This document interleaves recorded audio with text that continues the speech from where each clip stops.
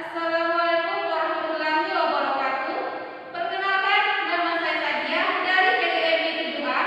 Di sini saya akan mempresentasikan hasil tugas saya dari mata kuliah Islam dan Tamadun Melayu. Nah, ada tugas yang saya angkat pada pembahasan ini, yaitu tentang perbandingan kosakata bahasa Indonesia dengan bahasa Melayu Malaysia. Adapun alasan mengapa saya memilih judul tentang perbandingan kosakata bahasa Indonesia dengan bahasa Melayu Malaysia, karena setiap kosakata memiliki perbedaan dalam penyebutan kata dan maknanya. Setiap perbandingan antara bahasa Indonesia dengan bahasa Melayu Malaysia memiliki kata-kata yang berbeda namun mempunyai makna yang sama. Terlebih dahulu kita ketahui pengertian bahasa Melayu.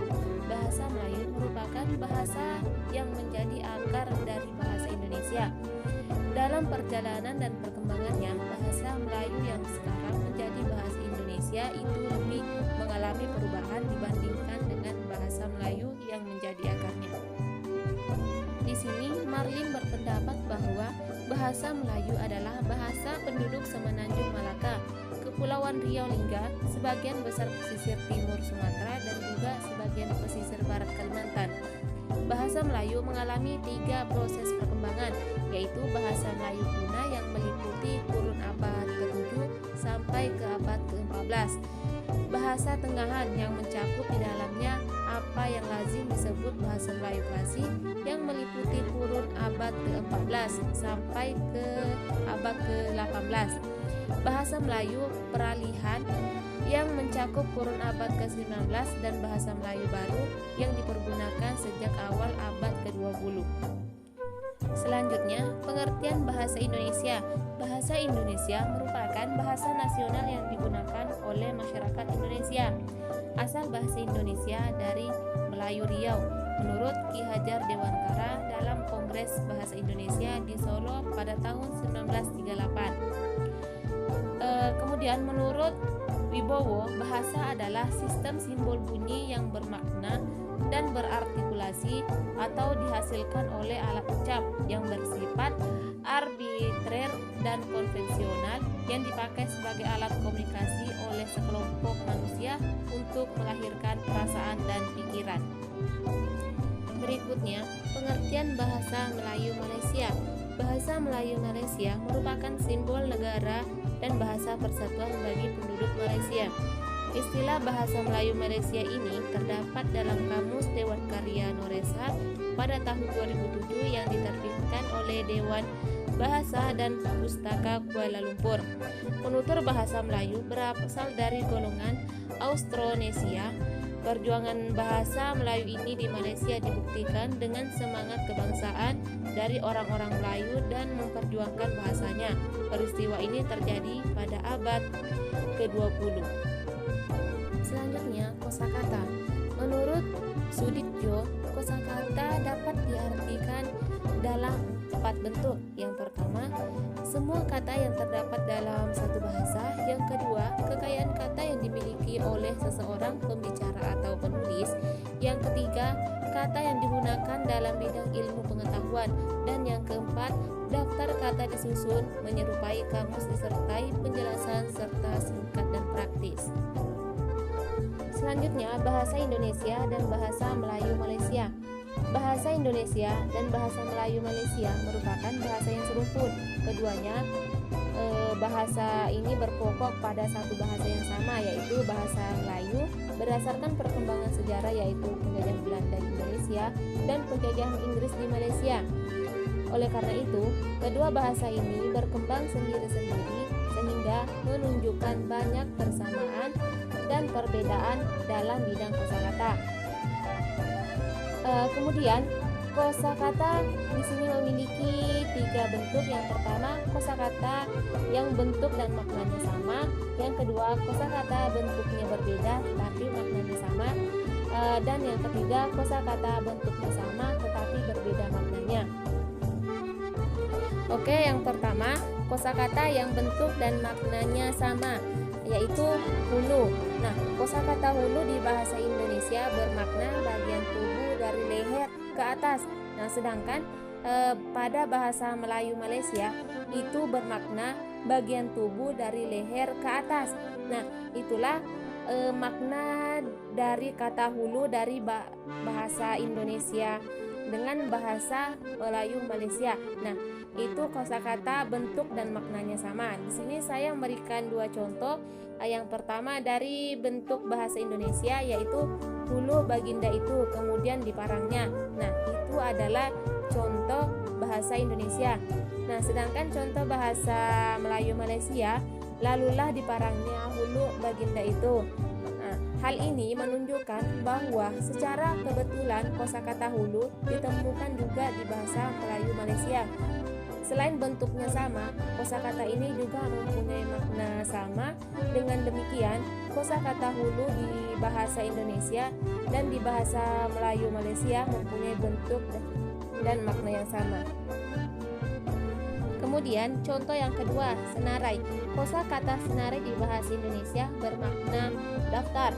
Begitupun dengan kosakata senarai di bahasa Melayu Malaysia yang bermakna daftar juga. Nah, di sini saya memberikan dua contoh. Yang pertama, senarai harga barang yang akan dibeli di toko. Nah, itu contoh bahasa Indonesia. Sedangkan contoh bahasa Melayu Malaysia, senarai harga barang nak dibeli di kedai buku. Hal ini menunjukkan bahwa secara kebetulan kata senarai ditemukan juga di bahasa Melayu Malaysia. Selain bentuknya sama, kosakata ini juga mempunyai makna sama. Dengan demikian, kosakata senarai di bahasa Indonesia dan di bahasa Melayu mempunyai bentuk dan makna yang sama. Nah, di sini kosakata senarai dengan hulu itu adalah kosakata contoh dari kosakata yang bentuk dan maknanya sama. Selanjutnya, kosakata yang bentuknya berbeda tetapi bermakna sama, yaitu sinonim. Sinonim menurut Chart secara etimologi, kata sinonim berasal dari bahasa Yunani kuno, yaitu onoma yang berarti nama dan sin yang berarti dengan. Maka secara harfiah, sinonim berarti nama lain untuk benda atau hal lain yang sama.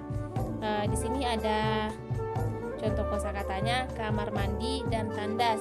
Nah, dari dua kosakata ini itu udah jelas bentuknya berbeda tapi memiliki makna yang sama, yaitu maknanya kamar untuk mandi atau buang air kecil. Nah, di sini ada contoh dari kosakata bahasa Indonesia dengan bahasa Melayu Malaysia. Di sini ada dua kalimat, yaitu Aini pergi ke kamar mandi untuk buang air kecil. Nah, dari kalimat ini bahwa ini adalah contoh dari bahasa Indonesia. Sedangkan untuk contoh bahasa Melayu Malaysia, yaitu Tika izin kepada cikgu nak pergi ke tandas. Nah, itu dari kalimat yang kedua tadi jelas bahwa dari bentuknya berbeda namun memiliki makna yang sama. Kedua kosakata tersebut bentuknya berbeda tapi bermakna sama. Dengan demikian, kosakata kamar mandi di bahasa Indonesia bersinonim dengan tandas di bahasa Melayu Malaysia. Yang kedua, kota dan bandar. Ini masih contoh kosakata yang bentuknya berbeda tetapi bermakna sama. Nah, di sini saya memberikan sebuah kalimat yang untuk kosakata bahasa Indonesia, yaitu Agus merantau ke kota Jakarta. Sedangkan untuk bahasa Melayu Malaysia, Asifah berangkat ke sekolah ke Bandar Sungai Buaya. Kedua kosakata tersebut bentuknya berbeda tetapi bermakna sama. Dengan demikian, kosakata kota di bahasa Indonesia bersinonim dengan bandar di bahasa Melayu Malaysia. Yang terakhir, kosakata yang bentuknya sama tetapi berbeda maknanya yang disebut homonim. Homonim menurut Chart, kata homonim berasal dari kata Yunani kuno, yaitu onoma yang artinya nama dan homo yang artinya sama. Maka secara harfiah, homonim dapat diartikan sebagai nama sama benda atau hal lain. Nah, contoh kosakata homonim yaitu kata jemput. Kosakata jemput di bahasa Indonesia mempunyai bentuk sama dengan di bahasa Melayu Malaysia, tetapi kosakata ini berbeda maknanya. Nah, sedang dalam makna bahasa Indonesia, pergi menyambut atau menyokong kedatangan seseorang untuk diajak atau dibawa pergi. Nah, sedangkan di bahasa Melayu Malaysia yaitu bermakna mengundang. Nah, di sini saya memberikan kalimat dalam bentuk bahasa Indonesia. Pukul 17.00 saya jemput kamu di bandara. Kemudian untuk bahasa Melayu Malaysia, esok Anda dijemput makan malam. Nah, dari kalimat yang kedua ini ketika diucapkan pada orang Indonesia yang baru tinggal di bandar atau di kota Sungai Buaya, maka menimbulkan keheran-heranan karena yang mengundang itu tidak kunjung datang. Nah, sedangkan dalam bahasa Malaysia itu kata jemput itu bukan pergi menyambut seseorang, melainkan hanya untuk mengundang seseorang. Itulah hasil presentasi dari makalah pribadi saya. Jika dalam tutur kata saya adalah menyampaikan materi yang saya sampaikan tadi ada yang salah, saya mohon maaf. Akhir kata, wassalamualaikum warahmatullahi wabarakatuh.